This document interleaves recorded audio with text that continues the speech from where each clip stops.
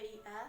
Di sini kami akan menjelaskan materi mengenai seleksi manajemen sumber daya manusia dengan anggota saya sendiri Heni Nuraili dan rekan saya Alivia Neza juga Hilma Hanafia.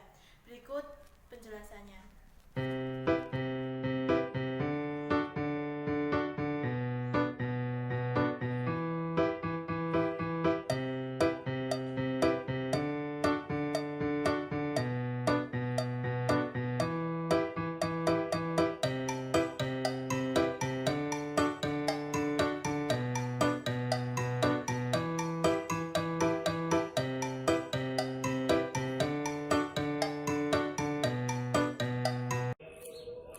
Saya Alivia Neza, NIM 206190003 akan menjelaskan tentang pengertian dan tujuan seleksi sumber daya manusia serta proses seleksi sumber daya manusia.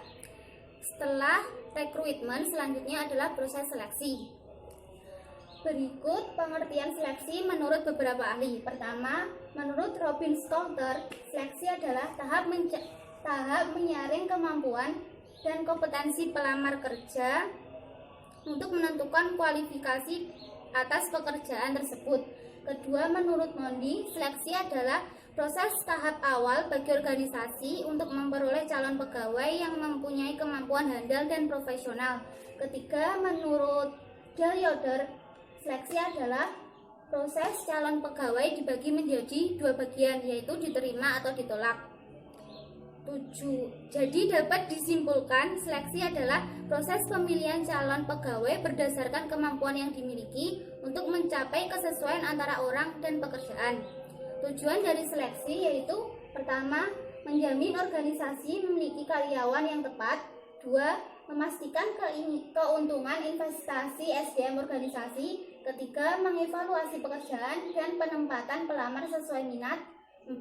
Memperlakukan pelamar secara adil dan meminimalkan diskriminasi. Dan kelima, memperkecil tindakan buruk karyawan yang tidak diterima. Selanjutnya, proses seleksi sumber daya manusia. Proses seleksi merupakan tahap-tahap khusus yang digunakan untuk memutuskan pekerja diterima atau ditolak.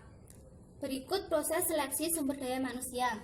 Pertama, penerimaan surat lamaran kerja dan pemeriksaan administrasi. Informasi mengenai calon pelamar, baik formulir, surat lamaran kerja, selanjutnya dicek kelengkapan dan kebenaran fakta sesuai atau tidak dengan spesifikasi yang dibutuhkan. Kedua, psikotes. Psikotes ini dilakukan secara tertulis kepada individu pelamar. Ketiga, wawancara.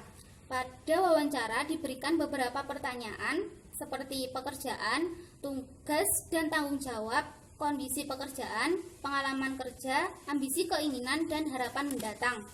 4. Tes kesehatan. Tes ini dilakukan untuk mengetahui kondisi fisik calon pegawai yang akan bekerja. Kelima, masa percobaan. Pada masa ini dilakukan penandatanganan surat penetapan kerja dan dilakukan selama 3 bulan. Terakhir, penerimaan, training, dan penempatan. Setelah masa percobaan dilakukan penerimaan, lalu training untuk pekerja baru, dan dilakukan penempatan sesuai spesifikasi dari pekerja. Langkah-langkah yang disebutkan tidak semua harus ditempuh. Biasanya lembaga tidak melakukan tes tertulis, melainkan langsung melakukan tes pengujian kompetensi yang dimiliki pekerja. Dalam proses seleksi sumber daya manusia, diperlukan kerjasama antara manajer dengan karyawan untuk melakukan eliminasi calon pelamar. Saya Hilma Hanafia, NIM 32. Di sini saya akan menjelaskan mengenai metode seleksi SDM dan mekanisme pengangkatan SDM. Metode seleksi SDM yang pertama adalah catatan riwayat hidup. Metode ini berkaitan dengan jenjang pendidikan dan pengalaman seorang pelamar sesuai standar yang telah ditentukan. Yang kedua adalah ujian bakat dan ketangkasan. Tes ini melihat pada ciri personalitas dan spesifikasi. Yang ketiga adalah ujian kemahiran, melihat seberapa tinggi tingkat kemampuan dan kemahiran. Yang kelima adalah referensi, yang bertujuan untuk memeriksa dan mempelajari data pelamar. Yang keenam adalah penilaian kerja. Metode ini merupakan evaluasi dan catatan untuk mengevaluasi peluang. Yang ketujuh adalah wawancara. Metode ini merupakan rangkaian proses seleksi penempatan dan promosi yang paling standar dan lazim. Yang kedelapan adalah pusat penilaian. Metode ini berusaha mempromosikan beberapa pelamar agar memotivasi untuk meningkatkan kinerja dari pelamar.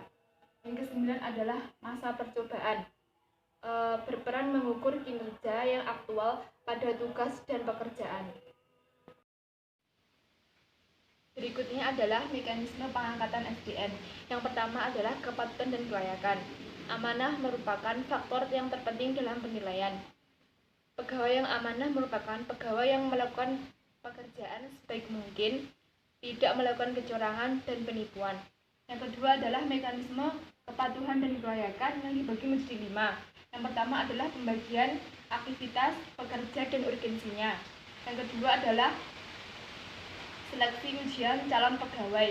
Yang ketiga adalah karyawan kontrak. Yang keempat adalah karyawan tetap. Dan yang terakhir adalah mekanisme penetapan upah. Kemudian yang ketiga yaitu pengembangan potensi dan pelatihan. Pelatihan merupakan bentuk kegiatan untuk meningkatkan kinerja dan mengembangkan kemampuan karyawan. Yang keempat adalah hubungan kemanusiaan.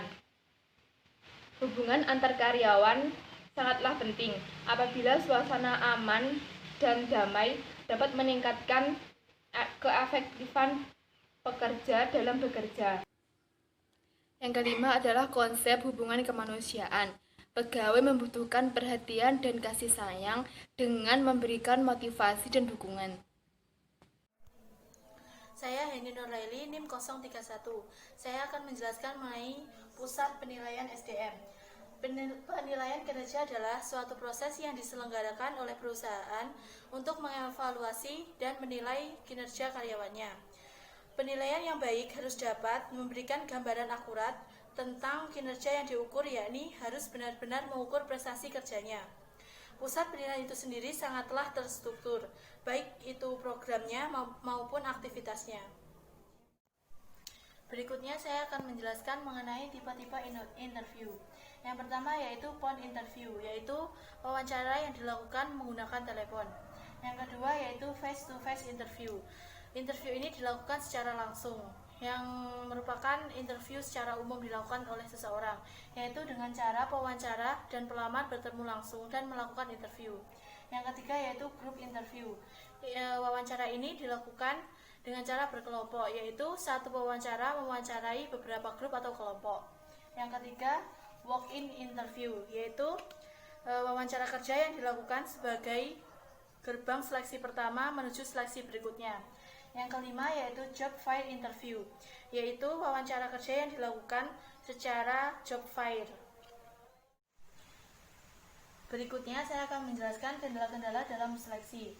Menurut Malayu terdapat 3 kendala. Yang pertama yaitu tolak ukur, yaitu kesulitan menentukan standar untuk mengukur kualifikasi seleksi secara objektif. Yang kedua yaitu penyeleksi, yaitu kesulitan mendapatkan penyeleksi yang jujur, objektif, serta bertanggung jawab.